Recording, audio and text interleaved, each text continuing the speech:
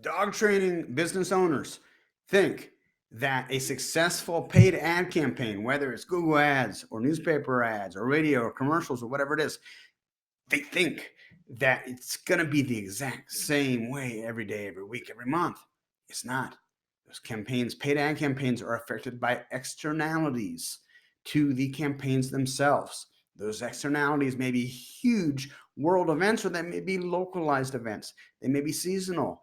They may be around the time of the month, like payday, for example, the 1st and the 15th. There are different factors, and I'm going to show you how to overcome those externalities and what you should do. I'm also going to prove to some of you that those externalities actually exist. Stick with me.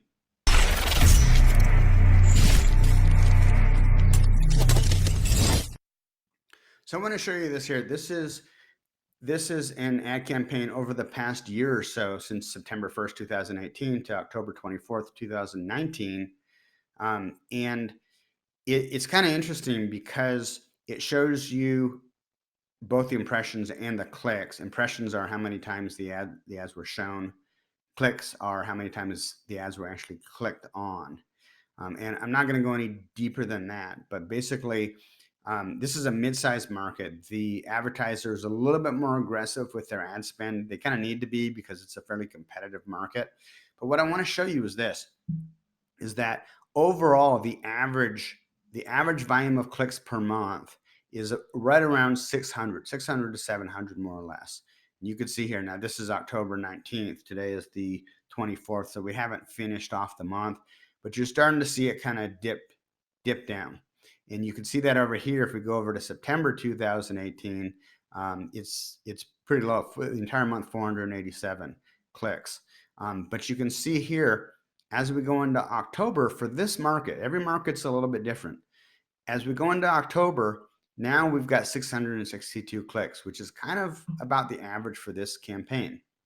But then November, it really spikes, which is not necessarily typical for dog training businesses. Some markets you see it, some markets you don't. But it spikes up to 1,275 clicks. And then you see here in December, it drops back down to 653. What happens in December? Christmas, right? In addition to Christmas, you have Christmas shopping, the holidays, preoccupation with different stuff. Generally speaking, what we do see around the 15th, December 15th, is that it really starts to pick up again. Why? Because people are getting Christmas puppies and they're starting to think ahead about needing training. And so you see that right here. As we go forward into January, in fact, all of the first quarter is really, really strong. So 1,202 clicks in January, 1,164 in February, 1,370. See, even within that first quarter, you see variance and fluctuations. That's just part of it. That's just part of the game. Now, don't be fooled. You may be wondering, well, why are there less impressions than clicks? That's just on the graph. The graph isn't comparing impressions to clicks. Each line is unique. So you can see here, for impressions, there were 156,000 some impressions, and then clicks were separate from that. Look what happens here. You go into April, drops down to 921 clicks. You go into May, drops down to 585 clicks. Now, nothing has changed. Same ad spend, same management, same ads, same market. Everything's very consistent here. In fact, the longer the campaign runs, the campaign is technically becoming more and more optimized because we're adding more negative keywords. We're adjusting the bid strategy. We're learning more from the data. But despite that, there's still these externalities that affect the campaign. And so from here on out, for the rest of the year, you see it average very consistently around 600 clicks per month. And then it starts to drop off a little bit again in October. Again, this may be because we haven't finished out the month of October, but my guess is that it's probably going to be fairly similar to last year. And after September, going into October, you're going to start to see October going into November, you're going to start to see things ramp up in this market. Now, every market is different because you have different competitors. You have just in general, Google will levy basically a minimum ad spend requirement depending on the market. You'll have different advertisers, different dog training companies with different ad spend budgets.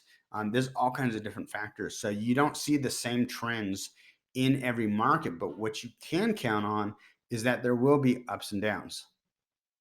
Now, before I continue, let me just jump in because I know there's going to be some of you trolls, some of you smart Alex, some of you know-it-alls who say, "Oh my gosh, he's spending $3,000 a month and he's only getting like 600 to 700 clicks per month. Well, I can spend $3,000 a month and get 100,000 clicks, and that would do so much better." No, it won't. Yes, you can. We can too. Anybody can buy the really cheap clicks and just spin that hit counter and get that thing buzzing. And the clients love to see how many clicks they're getting.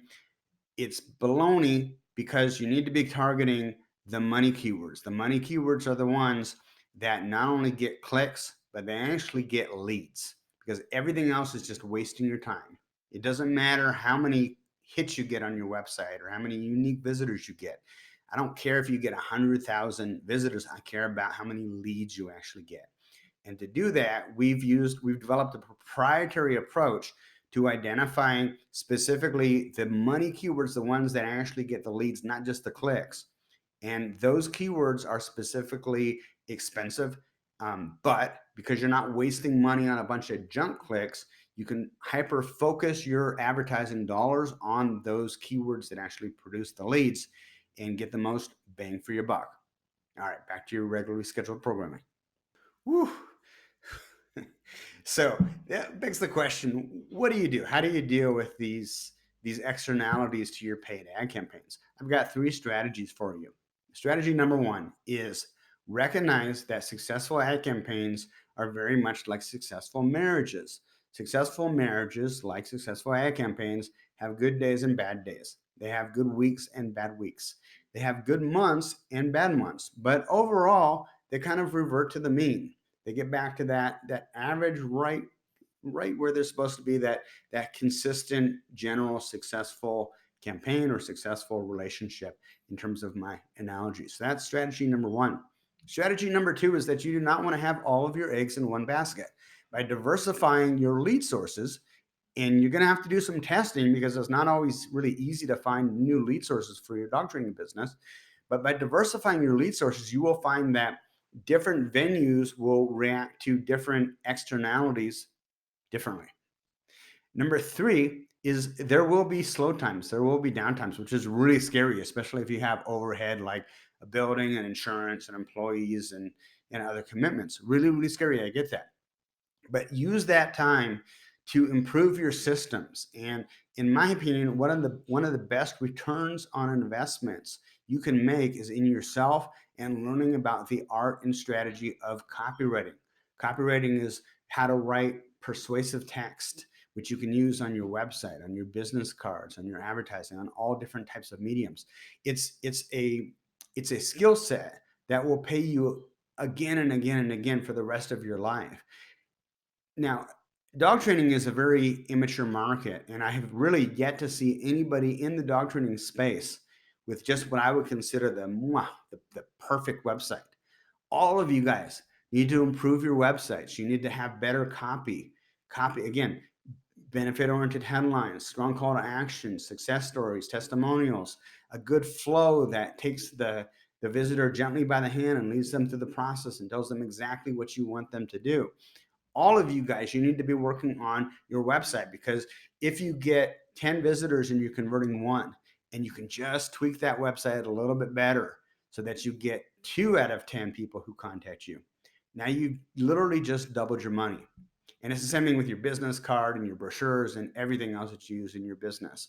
So focus on improving your systems when you have that downtime, and know that if you have an overall successful campaign, it will pick up again. These are just externalities artificially depressing your volume of leads. Hey, I'm Adam Katz for DogTrainerToolbox.com.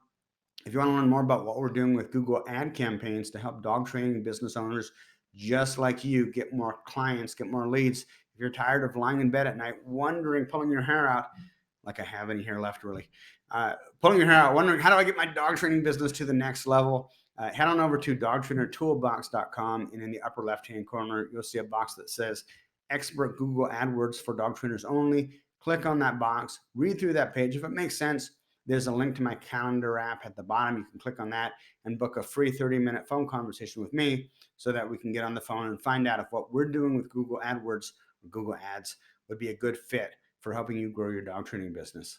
Thanks, guys.